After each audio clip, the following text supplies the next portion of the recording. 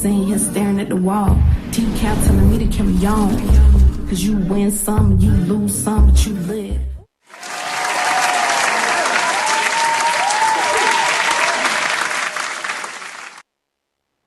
Hello, everyone, and welcome to the Ms.Dria show, where I'm your host, Ms.Dria, and here I have with me my beautiful co-host, Lexi. Thank you for having me. Anytime, anytime. And here with us, we have film director, and producer, Mr. Elijah Wells. How are you? How's it going? I'm doing pretty good. How are you doing? I'm great. Thanks for asking. Good.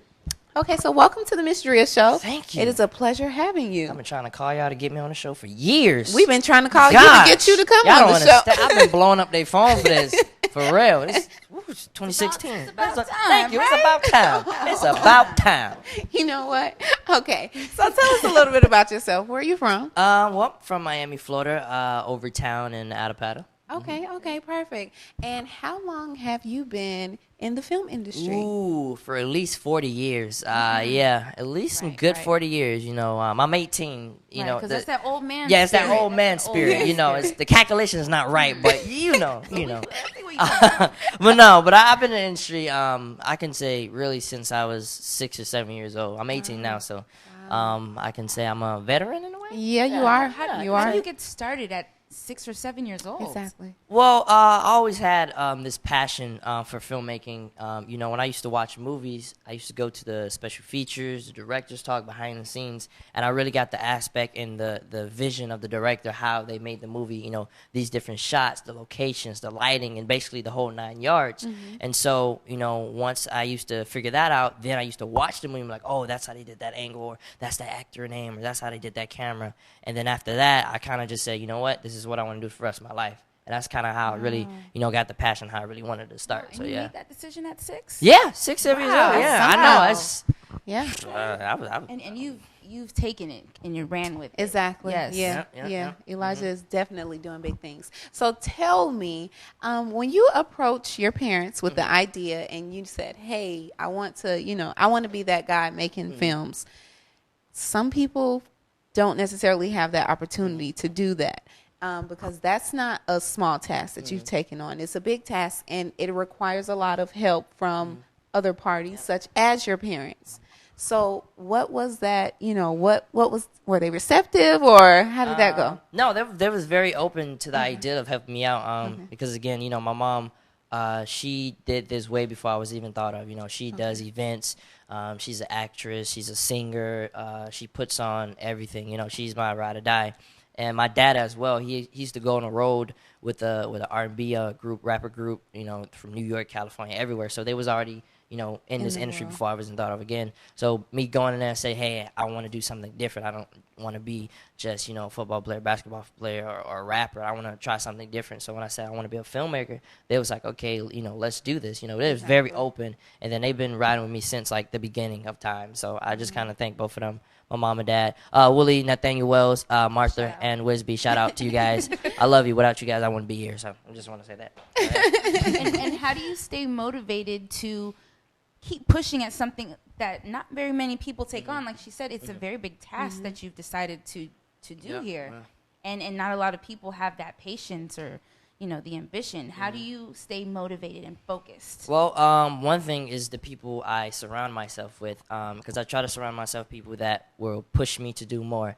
You know, I go to an art school where you have photographers, actors, painters, dancers, so they're always competing with each other, but in a good way, you know, the healthy competitive spirit. So I have this one filmmaker friend that he would be doing, you know, 2 or 3 short films in 2 days, and he's like, yo, Elijah, you only did one. Like, well, what you doing? You got to be on this level, and you right here. So they push me to do it. So I surround myself with great people, and it's one thing that, you know, I want to be the first African American to win Oscar for Best Director, and it has never been anybody to win it. You know, people have been close. You know, the person that did Boys in the Hood and 12 Years a Slave, they've been nominated but never won. So that's kind of like why I want to do this. So that's just standing out there, and all I have to do is keep doing what I have to do, reaching and grabbing. And so go get it. So that's basically you know, my thing of why I stay motivated. So yeah. Wow. Okay. So when you got to the point where you completed your first project, how did it feel to watch that come to life? Like, how did you feel about it? I felt relieved. I was felt really emotional because my first short film, The Gift, that was basically kind of like about my life because as I said, I grew up doing tap dance, doing music, acting, photography. So my mom pushed me to do more than what the norm of African Americans should be doing. And so when I put that out there and so many people respond, it's like, oh, he's this young, making this short film. Oh my God, the storyline is great, da da da. And then I just sat back. I'm like, oh my God, like if I can get these many people saying this is good and me feeling good about it, then I know this is something I need to continue doing. So that whole process of making it, writing it, getting the feedback from people was just a blessing, and it was amazing. I was in awe the whole time. Really. What inspired you to take that short film and turn it into a play though? Because one, I always want to do a play. Really, I always want to do a play. And the short film, it's about a girl named Megan Smith that she, her God-given gift was to sing, which is my God-given gift was to make films. Mm-hmm. But her mom basically pushed her to do different things. She was in dance, she was in tap, she was in piano, she was guitar, all these different things. And so she really had to sit back and be like, okay, I love all these things. These are great. But what did God put me on this earth to do? Mm-hmm. And it was to sing. And so just transferring that to play, you have music, you have these emotional parts, you have dancing, and it just, everything just fits into one. And then when I did the play, people was like, oh my God, you got to keep doing it more.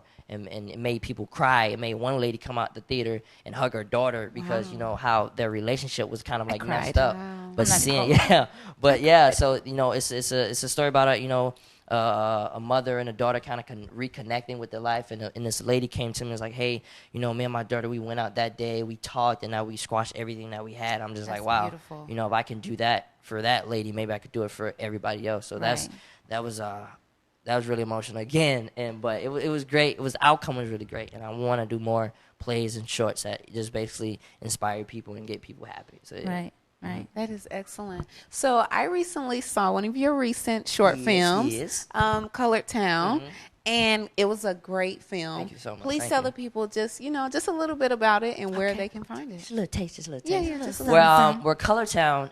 It's about Overtown back in the 1920s and 60s, so it's a period piece. It basically, if you don't know about Overtown, what in the media and nowadays it's this 48 hours murder, drugs, and all this other craziness. But if you really live there and know the history, is more than just drugs.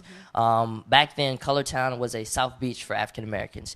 You had nightclubs, you had hotels, you had restaurants, storefronts owned by African Americans. You had a lot of famous people like Nat King Cole, Ella Fitzgerald, Muhammad Ali walking the same streets I'm walking in now.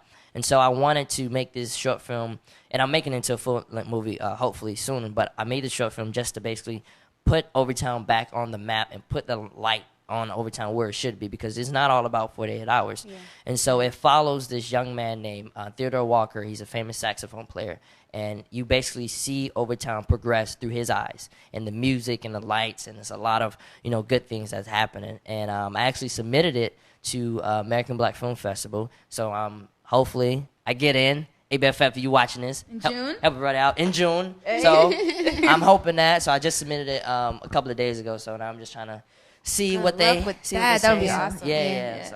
Yeah. So hopefully we get in and we get to show Overtown to everybody around the world. So. It was an excellent film, and I just want to commend you on it because you captured taking it back in time so well. Mm-hmm. Even in today's time, you actually made it seem like it was back then, and it's crazy. People, clearly we don't require sets, full studios that you think of when you see in the movies they go to an LA Hollywood set and they have every time period available on that set. You created that all on your own. Exactly. That's amazing. That's amazing. Thank you. So, are you working on any upcoming films? Can we expect something very, very soon? Mm-hmm. Well, yes you can.